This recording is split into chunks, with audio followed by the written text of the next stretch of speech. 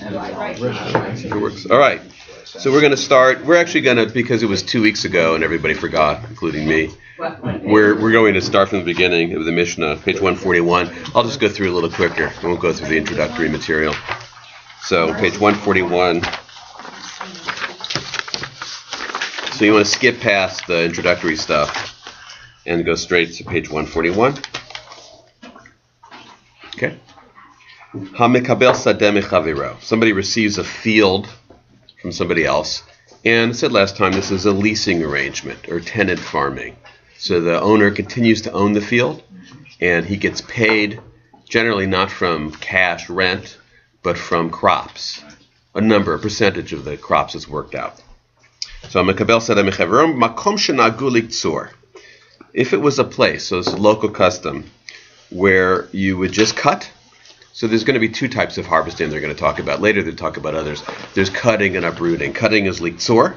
Generally you do with a scythe, sickle. La'akor ya'akor.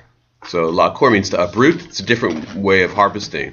Apparently there's a choice. You can just cut or you can uproot. La'akor is done with a different kind of. And la'akor, uprooting is obviously more work, but liktzor you can get more crop out of it. So of grain, I would assume. Probably different types of grain, and the assumption. Potatoes or beets. Right? That's right. So it depends. It depends on the crop. They're going to go on the assumption that you're going to make more money in general from la'akor, from uproot, for all sorts of reasons. But it's because it's such back-breaking labor, you may actually get fewer crops. So it's not clear which is going to actually make you more money. And if you haven't, so all these things that are in the Mishnah are, if you haven't made this explicit in the contract, it follows local custom. And we talked about that before. Mishnah and Talmud in general favor local custom, which also really just tells you have to be explicit in your contracts. Otherwise, local custom holds, and then they have to figure out what local custom is anyway. So let's say it's just like a blank leasing arrangement. Then it's local custom. If in that place generally the custom for tenant farmers is just to cut, then that's what they do. They cut. If the custom is for them to uproot, then they uproot. La'akor. Lacharosh acharav yacharosh.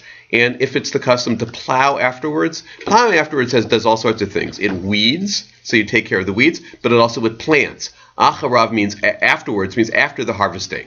Because there's plowing that can take place all sorts of times. Not everybody plows right after the harvest. Sometimes you don't plow until planting season. Yeah, okay. Hakol kamin hagamedina. Everything according to the local custom. Right. Okay, so you make an agreement for the crop itself, and this again, in the absence of anything in the contract, whatever you arranged for the crop, you arranged for the straw and the ancillary droppings, which you may think are not worth anything, but in fact people use straw for stuff. So even if the crop is a grain of some kind, wheat or something like that, there's going to be all sorts of grasses and things like that. They're going to come out also, and those have some value. So if you haven't made an arrangement for those things, you divide them in the same way you're dividing the crop. Okay. And now the same thing. What's interesting is that apparently there were two types of fields. There was vineyards and everything else. So everything else was grains or fruit or potatoes. I mean, generally not fruit because you'll come to that, but we'll come to it. But vineyards were very common in Israel, in Babylonia in those days. Anyway, so just the same kind of arrangement you would make with the grapes, you would make with the droppings and the branches and everything else that may be of some value.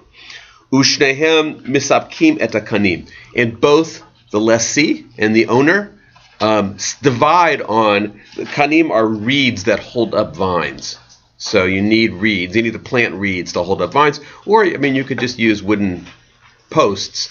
But the cost for building those things and putting those things up, which are essential for the crop, is divided. It doesn't say divided by what percentage. I mean, when we read this right now, it seems like it's half and half. And maybe it is half and half. But maybe not. Maybe the owner has to pay more. But anyhow, it says divided. Don't assume, in other words, if you're the lessee, don't assume the owner is going to pay for the stuff that you need for the crop. But also, if you're the owner, don't assume that the lessee is going to pay for it either. It's divided in some ways. That's the Mishnah. Any questions about the Mishnah? Okay, we'll move right on. Gemara. All right, so here's the Gemara, page 142. Tana. Okay, so Tana means it's taught elsewhere. So we had our Mishnah. Now we're going to teach something that the rabbis have taught very much related to our subject, but a different teaching. Here it is. Makom shenagu liktsor eno rashai lakor. So in a place where the custom is to cut with a sickle, you are not allowed to uproot, which is a stronger statement than you had in the Mishnah. The Mishnah just says you follow local custom. Now it might imply that it's forbidden to go from the local custom, but it doesn't actually say that. Here it says it is forbidden to deviate from local custom. If the local custom is to cut, don't go around uprooting. You're not allowed to do that. This is forbidden. Lakor no rashai laktzor. And if the local custom is to uproot, you're not allowed to cut. Ushnehem me'akvim al zeh. And the one or the other can stop the other thing from happening. So the owner can actually, get a warrant or bring a cop or, get an injunction if you're doing one, even though the local custom says that you do the other.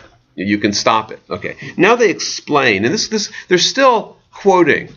Okay, still quoting, this is a teaching, but it explains why one is allowed to stop the other.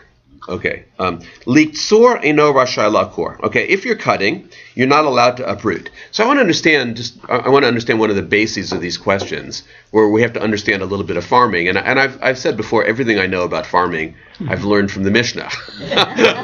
So all of my farming knowledge comes from roughly third century writings by rabbis who also probably didn't know that much about farming. But I picked up a little over the years. So one thing is that there is conceivably value in both of these things, in cutting or uprooting. And we talked about this, if you remember last time. If you're a lessee, you may think you're doing the owner a favor by uprooting. You're saying, okay, I know you hired me, or really the arrangement here in this town is to cut, but the fact is, uprooting is better for you. You get more money, it cleans up your field, so I'm going to go above and beyond what is expected of me, and I'm going to uproot. And because that might be an assumption, keep that assumption in mind, because that's what the Mishnah is actually responding to and explaining why you shouldn't do that. Like, you shouldn't think that you're doing the owner a favor. You should just follow local custom. Okay? So here, liktsor eno rashai lakor. All right, if the custom is to cut, you're not allowed to uproot.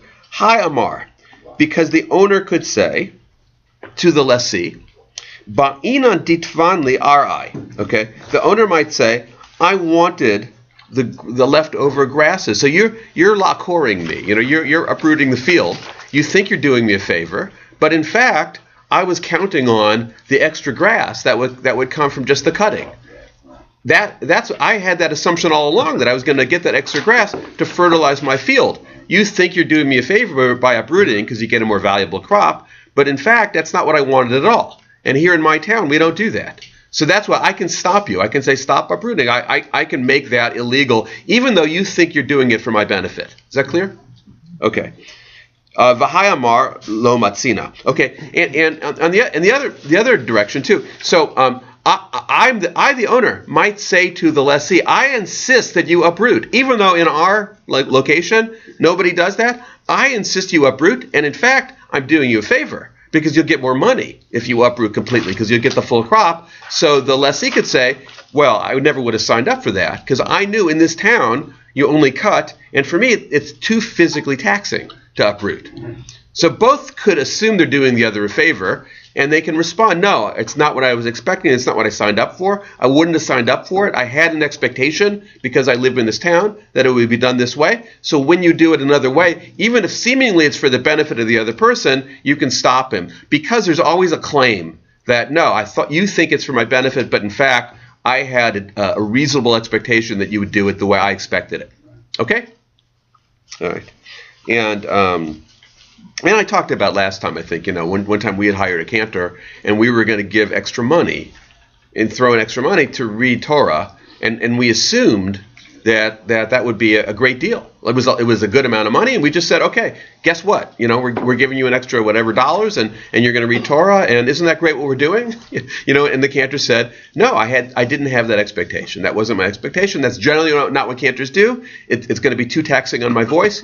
You could give me an extra $1 million. Well, extra $1 million, but yeah. But it wasn't about the money. It was about the expectation. It wasn't about doing that person a favor. This wasn't the expectation. It wasn't the contract. Okay, and I think that's similar to when you're diverting from an expectation, even if you think it's in the other person's favor, the other person can actually stop you from doing that, and they may have good reason to. Okay. La'akor eino rashai litzur. Okay, now you go to, if you're uprooting, you're not allowed to cut. And now we're going to go through the same thing, the assumptions that the person that cutting would be in the other person's best interest, but you shouldn't do it anyway. Hi Amar, so the landowner could say, Ba'inan detina ker arai. The landowner could say, I know you think you're doing me a favor by cutting because it gives me all the extra fertilizer, but my expectation is that my field would be completely cleaned. And that's what uprooting does. You get rid of the roots. That was my expectation all along. Even though I get some extra benefit from the leavings and the cuttings, I assumed that I was going to get my field clean, and that's also to my benefit. Okay, the Hayamar, this is the lessee, Ba'ina Tativna, and the lessee could say, I needed in my clearing your whole field by uprooting it, I expected to get all of that extra leavings, like the straw and things like that I could then sell. Right. So even though theoretically I would make more money by uprooting, I want to follow local custom and just cut because I could take that stuff and I can sell it. Okay. All right. We're going to go on. Ushnehem ma'akvim ze'el zeh lamali. Okay. So now it says that the two could stop each other. Lamali. So why do we need that? Why do we need that phrase? Okay. Because once it says eino rashai, you're not allowed, when in a place where it's cutting, you're not allowed to uproot. Why do you have to add that phrase, one can stop the other? It's implicit. One thing you grow to appreciate about the Mishnah, about the Talmud, is they really don't like, in fact, they have no tolerance for extraneous phrases. Don't waste my time saying something that's obvious and that I already know. So what comes from that is the idea that nothing is extraneous. There's always a reason, and that the rabbis who wrote the Mishnah were perfect in their phraseology. They never would add an extra phrase, and but it also adds a sort of impatience for small talk. I'm not into, you wouldn't just say something for emphasis. It's got to add something. Now since you already told me it's not allowed, why would you add that phrase? That it's that's what lama means. Why do I need that? Why would I need that? And okay, so now page 143. Turn. But we are going fast here. You're not interrupting me enough. Matam ka'amar. Now it says, so why do we need that? One could stop the other. Well, we already explained it. He says we already explained it. We explained it because you might have the assumption that it's to the other person's benefit, and you might think, well, since it's to the other person's benefit, he shouldn't have the right to stop you. Okay, but now we're going to go on. Matam litzur eino rashai lakor eino rashai litzur mishum d'shneiha makvim zeh. So what is the reason why in a place where you cut you have to uproot, and in a place where you cut you're not allowed to uproot, and in a place where you uproot you're not allowed to cut? Because one can stop the other. And the reason that one can stop the other is because just because you think you're doing them a favor, they actually may have a reason to prefer the local custom. So you have to have both phrases, that you're not allowed, and also that one can stop the other, because you might have this assumption that you're doing the other person a favor. You have to add the phrase, don't do me any favors. You actually can stop the other person from doing it. Because there is an assumption otherwise in Jewish law that if someone is acting on your benefit, you don't stop them. If what someone's doing is clearly to your benefit, you don't stop them. So here, you might have the assumption, I'm doing it for this person's benefit.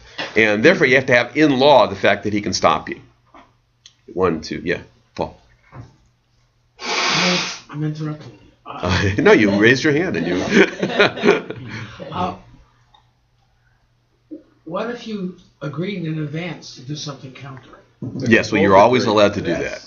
Is the contract. Both agree. You both agree. There'll be no question. There would be no question. Yeah. I think very clearly these were very informal contracts. So they're not like our. I mean, you can see why our contracts today evolved into million-page documents. Yeah. I mean, when you buy a house, you can't believe it because in the old days there were too many vague possibilities. Probably the contract here was an oral contract. They shook hands on something, and so then they had to really rely on local custom. But one of the main lessons from the Mishnah is make sure that you're clear in your contract if you want to change anything, because otherwise we, the rabbis, which are the judges, we're just going to rely on local custom. Yeah. And what I think is interesting is that both the owner and the lessee have equal opportunity to say no. Right, that's right. And that to me, that seems really unusual. Yeah. The lessee has the A lot of rights for the lessee, right. It's not a landowner society. It's not like a serf. Right. There's elements of serfdom to it. Right. But it's very regulated. And you're right. I mean, that generally benefits the worker. It benefits the landowner also, but but the serfer is not a slave. Rights. Right. The worker has as much right. There are two equal partners. Really, I mean, there are two equal partners to a transaction. You're not looking at one as having just because you're a landowner. And you're right. It's very different than lots of other cultures, which would automatically benefit the landowner. But here, you don't see that at all. Is this also to prevent cheating? In other words, if someone wanted to have them do something and not pay them, then right. You've got to have it clearly stated. Or the contrary, too. Someone might do less work than is expected and want to take more, so then you have it local custom to protect both. And generally that's why you have contracts, right? Contracts protect both parties. Mm-hmm. They're basically going the same as today. Labor and capital. Yeah. The landowner owns the land and the labor, which is more valuable. Yeah. You have to reach a... Right, negotiate, right, yeah. You'll see some interesting things. I mean, that's why it's an interesting chapter, because that's really what it is. It's the labor and capital and how they negotiate together. Rabbi, we hear a lot about the judges, who can, if you will, rule on these. Yeah. We never hear anything about the enforcement. Yeah, you don't hear a lot about that, but there was an enforcement mechanism. You hear about Shotrim, police that would come, and enforce it. Tough guys, Really, you did. Shotrim. It's still the modern Hebrew term for police. There's a shoter, Shotrim v'shoftim. You even have them in the Bible. They're enforcers. Yeah. With a tet, shotrim, shoter. Mishtara. The Mishtara are the police in Israel. Yeah. It's good if you don't know that word. It means you've never been in trouble with the Mishtara, and you've never had to go to. All right, I'm going to keep going. Would they go to the rabbi if they had a complaint? Yeah, the rabbi was the judge. Okay. So the rabbis and judges were. The police and then the police would. Then the rabbis. Right. The rabbis. Yes, the rabbis weren't also the policemen. They would hire. They would employ policemen. Yeah. Maybe we'll get to that. I mean, there are stories about enforcers here. All right, lacharosh acharav yacharosh. Okay, and if the custom is to plow afterwards, after you harvest, yacharosh, then you should plow. All right, so the problem here is pshita. So that's obvious. I mean, once you say everything follows local custom, you have to wonder why they're adding these specifics. Now, you could understand there's a very big difference between cutting and uprooting. So they stick to that. But why do they have to add in plowing? Because if everything follows local custom, why do you mention plowing? Okay, and now they'll explain that. Lo tzricha. So that you have to mention plowing. So what the assumption is that whenever you mention something, there may be a way that you could think of that one thing as being an exception. And so now they have to explain why this is exceptional. This is something that you may think doesn't follow under the general category of following local custom. Okay? Lo tzricha ba'atra de lo minakshe, because there are places where you don't weed afterwards with your plowing. V'azal ihu v'nachesh, and that guy went and he weeded anyway. Okay, because he thought, again, it says he thought he was going to do the person a favor. So after harvesting, the lessee, the worker, went and weeded, which is another, he plowed and weeded. Mahu de tema marle, and then the owner then could say to him, you might think the owner would say to him, Hai de nakashe adate de lo karivna le. The reason that I went and plowed now was because I didn't want to have to plow later. You know, because when do you generally plow? I mean, right before at planting season. Yeah. So this guy was saying, no, I just did it now. I did it now because I'm going on vacation during planting season, and I thought it'd be better to do it right now. So I did all the stuff that comes with plowing, including weeding and clearing. So I decided I would do that now, so I wouldn't have to do it later. Kamash malan ibai lele frushele, because you might have that assumption. You know, he might think he can do that. I'm not plowing, you know, during planting season. I'm plowing now. I'm going to be on vacation, because he might think you can imagine him thinking that. Then you have to say you're not allowed to do that if that's not the custom. And if that's what you want to do, this is what it says too. Ibai le la frushele. You have to specify it in the contract. So if you're going to plow at a time that's different than the local custom, you better put that in the contract. Otherwise, he can stop you from doing it. And what they're telling us is there is a reasonable, I can imagine a reasonable, the Talmud say, I can imagine a reasonable explanation for doing that. I go to the landowner and said, you know what, I decided to plow now. I'm not going to be around. And the landowner can say, no, that's not what we do here. And it's better for my land. And we follow local customs. So if you're going to do that, say it beforehand, make sure it's in the contract. And then it's okay. Like you said before, it's okay if it's in the contract. Yeah. Everything is resolved by local custom. Local custom is kind of an arbitrary thing. Yeah. And so what if somebody decides that there's a much better way to do this? Yeah. Because they're devolved. So Right. Well, if there's a better way to do it, then first of all, you put it in the contract. But how does local custom get changed? Yeah, so that's a good question. So we're gonna discuss about that. How do they define what local custom is? I mean, how do they define local? You know, where are the borders of local? It's yes, it's an amorphous term, and that's obviously an issue. At the same time, like in traditional societies, I have to say it was pretty clear what the local custom is. Pretty clear, you know, what we do here. Here's what we do, and it's interesting how it develops, but it certainly exists. Yes, it's interesting how it evolves. I mean, you know, the one thing I think of today, just because I guess this is my world, is that every shul is a little bit different. You know, here's what we do things here. How'd that happen? No, yeah. What's funny is how sometimes how quickly people can fall into here's how we do things here. Like you could introduce a melody, and we've only had it for a year. And people say, no, that's our melody. That's what we do. I hear it sometimes, you know, maybe because it catches on, or because or there's just something that it feels like it fits the community. But there's some things that you've been doing for 10 years and people still don't really think of it as being, you know. For instance, just one example. I mean, when I got here, Friday night services were at 6:15, and that was local custom, you know. So that's Friday night services at 6:15, and I still have people that ask when Friday night services are. It never changes. But it's 6:15. I mean, I shouldn't say that. We've had, but there's people that grew up with a late Friday night service, right. and it hasn't caught on. And they've been members for 30 years, and ever since I've been here, and before that was the time. And somehow it didn't latch on to their brains, you know, as local custom. Whereas other things, you know, for sure they would say right away, putting on yarmulke, putting on talis. That's what we do here, you know. Reading a third of the Torah. So you know, it's an interesting process to think of how things become local custom when they're really accepted by the population. One would certainly be like efficient ways of planting, but it's not the only thing. So even back then, Jews had tradition. They had tradition, sure. It was very important. Local prerogatives were really important in those days too. Yeah. More greater than. Yes. Heavily. Right. There were very few central authorities too, and you can see right away. I mean, it's interesting. The rabbis are giving so much deference to local custom here. You know, we're not going to get involved in the local custom. We're not even ruling the local custom. We're positing that such a thing exists. Yeah. Okay. Now another phrase here. Hakol kamin hagamidina. Again, the phrase of the Mishnah. This is the phrase. Everything according to, and I'll actually be the custom of the province. Medina. Medina now is a modern Hebrew word for state. You know, then it was a location. I mean, it was not quite like a town. It's bigger than a town. But sorry? It's bigger than local. No. Well, it's local. It's I mean, what does local mean? But it's slightly bigger than a village anyway. So and what they're focusing here is hakol tu'imais. Now they say, why are you now saying hakol? Because we've talked about ways of harvesting, right? So we've talked about cutting and uprooting, and we've talked about plowing.